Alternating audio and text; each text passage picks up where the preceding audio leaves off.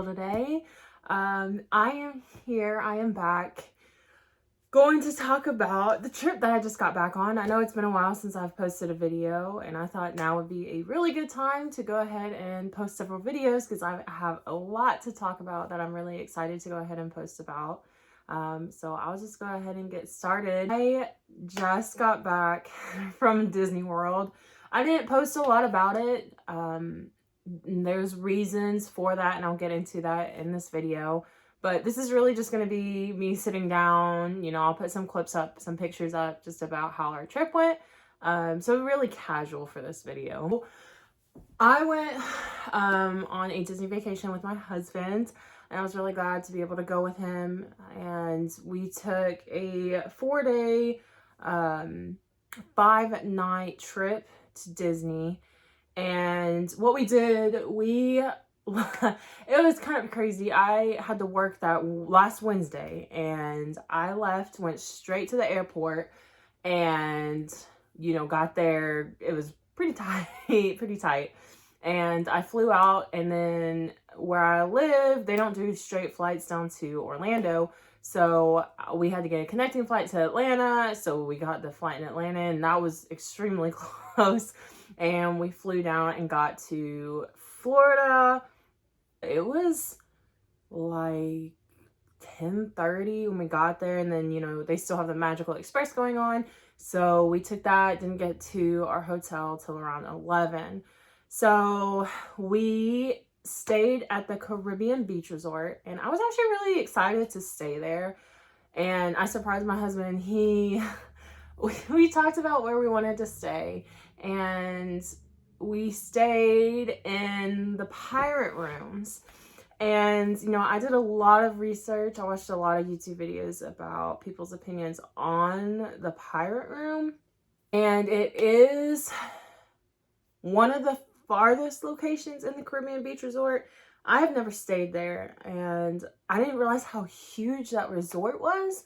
So Trinidad is where the pirate rooms are located, and I was watching videos. It's like about a 7-minute walk, and that was no joke. It was about a 7-minute walk from the main Old Port Royale main section of the resort. But it really didn't bother me, and it was a great location. We were right across from the Skyliner, and my husband loved the Skyliner. So, you know, we rode that every chance that we could. So it was actually really great, and the theming of the room was awesome, and I really have nothing to complain about the resort.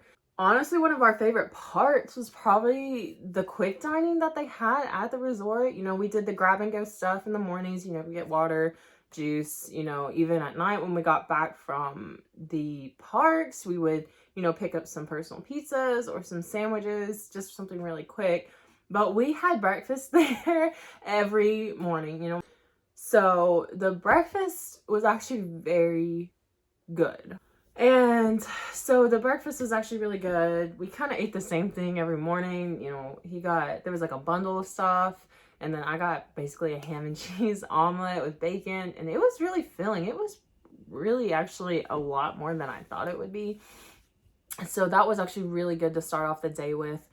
And then just kind of the itinerary that we went off of. You know, you have to have reservations to go into the park now. But what I did, I got the park hopper passes just because I think that is one of the must-dos when you go to Disney World. So we kind of followed an itinerary of Magic Kingdom Thursday, Hollywood Studios Friday, Epcot Saturday, and then Animal Kingdom on Sunday. So just kind of going through quickly. And Magic Kingdom, well, let me start with this. The whole time, it was not crowded whatsoever. The longest ride that we waited for was Flight of Passage, and that was only about 40 minutes, which is crazy because I went, you know, 2 years ago when the pandemic happened right before Disney closed down. I mean, we waited like an hour and a half for that ride. The line went all the way outside. Have wait times like 10 to 20 minutes was absolutely crazy to me because I don't know if I have ever experienced anything like that at Disney World.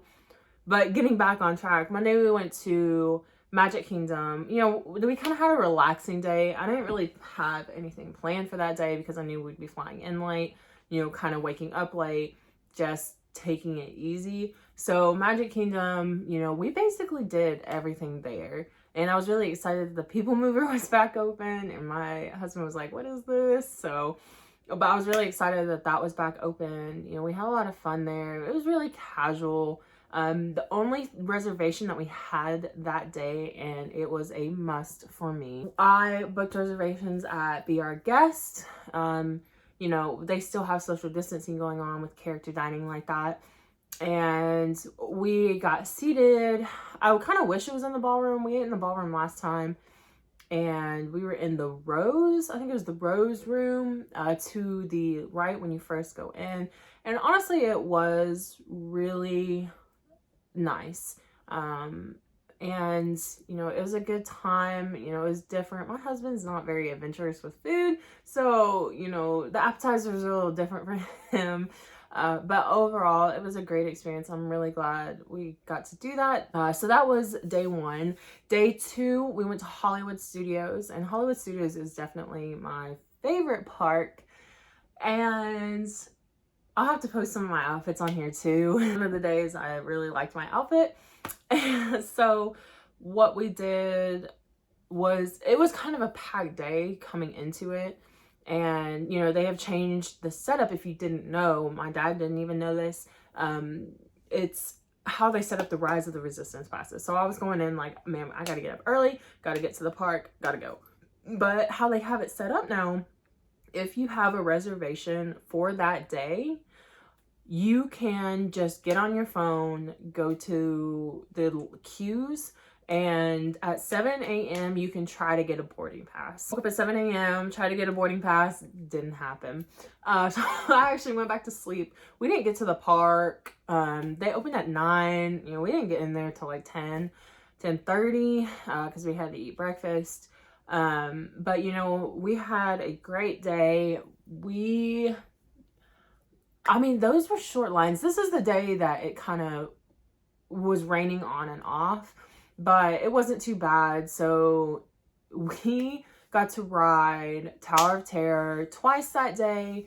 The second time it was only a 5-minute wait, so that's why we ended up doing it. It was right before our dinner reservations. We thought, why not 5-minute wait? We literally walked right on. And one of the crazy experiences I have never had, maybe in my entire life, to happen while I was on a roller coaster. We were on Rock and Roll roller coaster, and when you launch, if you have ever been on that ride, you kind of go up immediately into a loop. I had something hit me in the face. And, you know, that's why they say don't hold on to, I swear I think it was a cell phone, but it literally hit me right here. And it took some skin. I really am happy it didn't hit me right in the eye. Because, I mean, I would have probably had to go to an eye doctor. It didn't knock out my contact or anything like that. So that was really good. But yeah, I did actually take some skin off. But it was on my eyebrow, so you really couldn't see. So that was pretty lucky. Kind of had a headache after that. But, you know, that's something that's never happened to me before. So kind of backtracking to the Rise of the Resistance ride, what you can do now, as soon as it hits, as long as you're in the park, you have to be in the park for this one. At 1 o'clock, you can try to get another boarding pass. So 1 o'clock hit, got a boarding pass while we were trying to get on Rock and Roll roller coaster. We got group like 83, which is crazy because last time we went, we were like group 140 something and didn't get on till like the end of the day. And, you know, that ride does have a lot of issues. So, you know, the line gets backed up. And we got that boarding pass, you know, it was like 3-4 hours, like waiting time. And we realized, you know, I made dinner reservations at the Sci-Fi restaurant in Hollywood Studios because I thought that was a must. I didn't get to do it last time I was there. And we were like, crap, this hits right at the time of our Rise of the Resistance boarding pass, excuse me. And, you know, so we went to Sci-Fi, and we also went to, you know, just to double check with the people at the Rise of the Resistance to make sure that there'd be no issue coming later. And obviously there wasn't. So we ate dinner at the Sci-Fi restaurant, which was so cool, and I forgot how cool it really is. And I went ahead and made those reservations because I know my husband is a very he's very basic. He loves burgers, hot dogs, milkshakes, fries. That's his thing. But he ended up getting this, it was a salmon, I'll have to look back at the menu, but it was a salmon pasta, and he got a chocolate milkshake with it, and I just thought that was so funny. But, you know, we got a whole card to ourselves, and that was a really fun experience, and it was really relaxing and just fun to be able to do that. And, you know, they have been playing the same scenes since I was a kid, and, you know, there's just something really refreshing about that, you know, that's one thing that hasn't changed in Disney that, you know, is still very enjoyable. And so this is kind of where the park hopper really came into play. So we didn't see fireworks on Thursday night. We just left the park early and just didn't see fireworks. But so on Friday night, I made reservations for Oga's Cantina, and we were going to do that at 9 o'clock when the park was, you know, closing, and it would have been a really cool experience. So we, you know, sat down and talked a lot, and we were trying to just go through the rest of the trip in our head because we didn't have a long time there, honestly. And we went through it in our head, and I was like, hey, like, I want to see these fireworks because I'm sure, as you know, the Happily Ever fireworks show is going to be ending here soon. So I told my husband, like, this is a must. Let's just go ahead, park hop, and do them tonight because, you know, the rest of the nights we kind of had planned. So I was like, let's just go ahead and do it. And usually I think there's a cancellation fee where it's so close. You know, we had to call and cancel. And, you know, I told the lady, hey, like, we're here for such a short amount of time. We're going to go see fireworks tonight. How much is it to cancel this reservation? And, you know, she didn't charge anything. It was really nice of her. She's like, well, there's a ton of people obviously waiting for that experience. And, you know, I, you know, really thought about it because I did it last time. My husband's never done it. You know, it's his first time at Disney. And I went ahead and canceled it because, you know, I realized that even though it's a really cool bar to go to, you know, we can drink anywhere. And, you know, my husband isn't, you know, as involved as my family is in Disney. So I was like, you know, this is an experience we can skip on. The fireworks here are unforgettable. So we went ahead, canceled that, and it was like 7 something. So we got a few more drinks in Hollywood Studios and took the bus ride over to Magic Kingdom. It was so crowded. We got there about an hour before fireworks. Streets were packed, and I'll post the video of kind of where we were standing for the fireworks. It was so crowded. But I didn't realize that the Boo Bash was going on that night. I had completely forgot that it was one of the nights. Otherwise, I would have done fireworks. Tried to do fireworks another night because it was... Hang on, my dogs are barking. Sorry, there's a delivery truck. But, so we went to go see the fireworks. And, you know, before this trip, I really debated on going to Boo Bash. Because we went to the Villains Night when we were there last year, and it was awesome. And I was like, well, you know, it would have been over $300 for both of us to go to the Boo Bash event.